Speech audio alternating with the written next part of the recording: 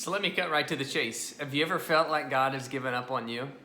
Like maybe God's just moved on, and maybe for some of you it's keeping you up at night, and maybe for a lot more, it doesn't keep you up at night. It's just a resigned kind of dullness. Yeah, God's moved on. You know, I think we get this in a lot of different ways. I can think about my high school football playing days, and if you didn't catch the ball, if you fumbled the ball, coach was moving on. Maybe you can think about some relationships that you've had, whether with a friend or with someone else, and you had your chances and they stopped being a friend. They stopped being your boyfriend or your girlfriend. Maybe you can think about work right now. If you don't perform the right way, if you don't do the right things, you don't say the right things, moving on, right?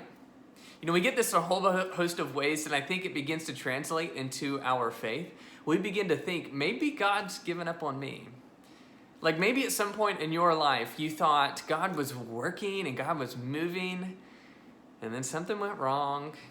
Maybe you feel like you messed up. Maybe you just didn't go where maybe God was leading you to go, and God moved on. You know, I think we all wrestle with that. I think some of that is shame messages that rise up in us telling us we're not good enough. Sometimes it's guilt, feeling like maybe we've done something wrong. And all the while we're wondering, maybe God really has given up. That's what we're going to talk about on Sunday.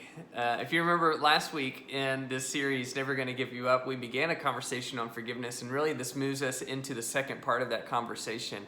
And we're going to be looking at a story with Peter, how God never gives up on us and how God restores us when we feel like God's far away.